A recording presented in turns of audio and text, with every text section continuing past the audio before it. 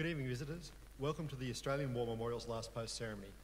My name is Michael Kelly, and joining us this evening from the Australian Army is Sergeant Gary Westland.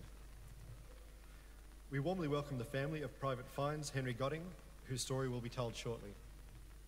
We welcome the veterans who have served, those that are still serving, and the families that support them.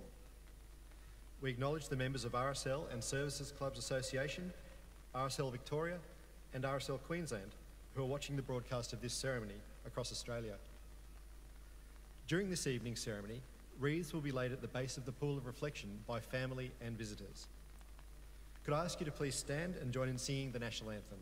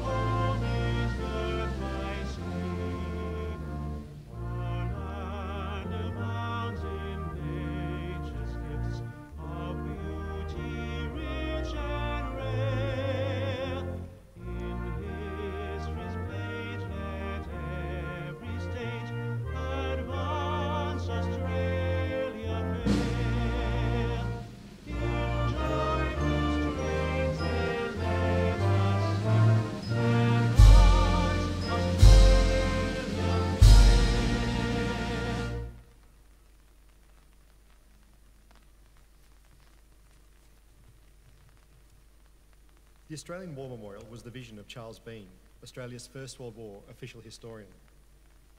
Bean landed with the Australian troops on Gallipoli and stayed with them at the front through to the end of the war. The idea of this national memorial and museum came to him at Pozières, France, during the depths of the bloody fighting of 1916. Bean's idea was that this would be a place where families and friends could mourn loved ones buried in faraway places. It would also be a place that could help all Australians understand what these men and women had endured and what they had done for us. Bean's vision, to which we remain true, is best expressed as inscribed in the entrance to the memorial's galleries. Here is their spirit, in the heart of the land they loved, and here we guard the record which they themselves made. Tonight we will read the story behind just one of those on the Roll of Honour, which lists the names of more than 102,000 men and women who have given their lives for us in war and operations over more than a century. But first we present a lament, Flowers of the Forest. Wreaths of floral tributes will be now laid at the base of the pool of reflection.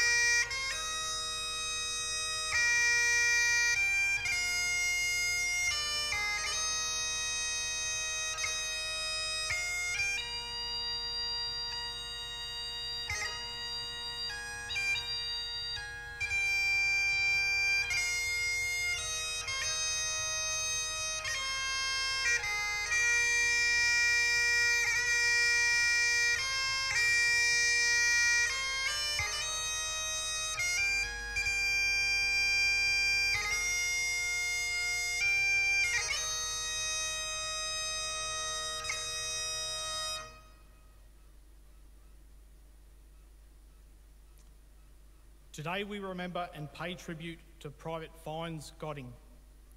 Fynes Henry Godding was born in 1896 in Grafton, New South Wales, to Charles and Florence Godding, one of 3 sons born to the couple. Charles had served in the Boer War and was for many years a warder at Grafton Jail. Young Fynes Godding attended Grafton Public School and worked as a farmhand. Fynes Godding was turned down on his first attempt to enlist in the Australian Imperial Force for health reasons, but was accepted in February 1915 after undergoing a small operation. His younger brother Clarence enlisted a year later, the 2 brothers serving in different battalions. The youngest Godding brother, James, was too young to enlist, but would later serve with the 2nd 6th Field Regiment during the Second World War. Fynes Godding was appointed to the 17th Battalion, and after a period of training in Australia, embarked for active overseas service in early May.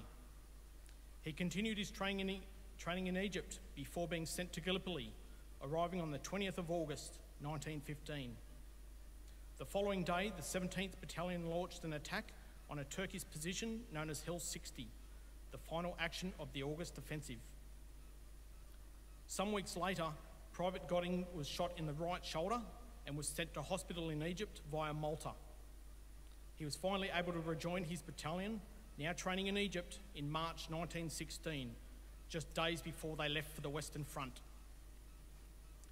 The 17th Battalion took part in its first major battle on the Western Front at Pozières in July 1916.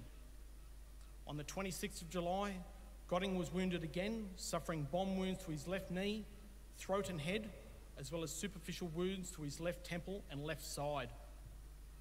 He was sent to hospital in England to recover and recuperate, and when he returned to France in October 1916, was taken on strength of the 53rd Battalion. Godding spent the bitterly cold winter of 1916 and 1917 undertaking courses and spending time detached for duty with Trent's mortar batteries. By March 1917, he was severely run down and spent some months in hospital in England recovering from general debility. In May 1917, Godding's brother Clarence, serving with the 19th Battalion, was posted missing after his battalion fought at Bullecourt. Fynes wrote regularly to try and find out what had happened to Clarence, but the news that he had been killed in action was not confirmed until July the following year. Godding returned to the 53rd Battalion in August 1917 and took part in the attack on Polygon Wood. The battalion spent the remainder of the year rotating in and out of the front line. In March 1918, Godding was sent to England on leave. He returned to the battalion just in time to take part in the defence of Corby after the Germans launched their spring offensive. His health continued to suffer, and he was evacuated to hospital in England the following month. Godding rejoined his unit for the final time in France in mid-September 1918. Less than a fortnight later, in the pre-dawn hours of the 30th of September 1918, the 53rd Battalion entered the bitter fighting to capture the Hindenburg Line near the French village of Bellecourt. Despite meeting intense German machine gun fire, the 53rd Battalion was able to push on steadily, reporting terrific hand-to-hand fighting accompanied by many individual acts of gallantry. Around 4 hours into the attack began, Private Fynes Godding was killed in action. He was hit by machine gun fire and his body was put aside in a trench until it could be buried. Today he lies in the Tin Core, New British Cemetery, under the words chosen by his father, "Blessed are the dead who die in the Lord." Fynes Godding was 23 years old. His name is listed on the honour roll on my right, among more than 60,000 Australians who died while serving in the First World War. This is but one of the many stories of service and sacrifice told here at the Australian War Memorial. We now remember Private Fynes Godding, who gave for us his life, for our freedoms, and the hope of a better world.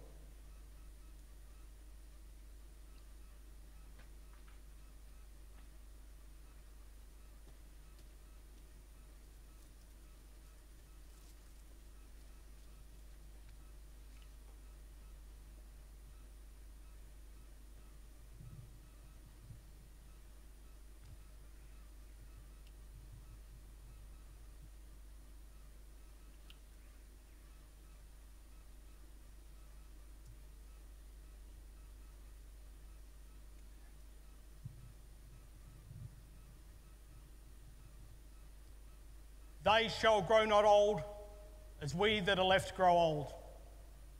Age shall not weary them, nor the years condemn. At the going down of the sun and in the morning, we will remember them. We will remember them.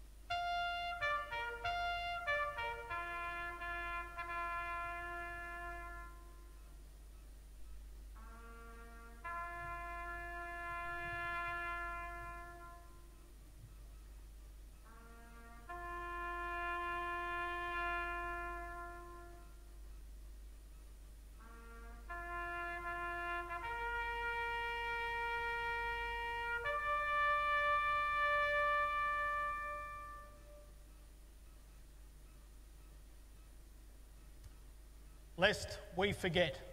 Lest we forget.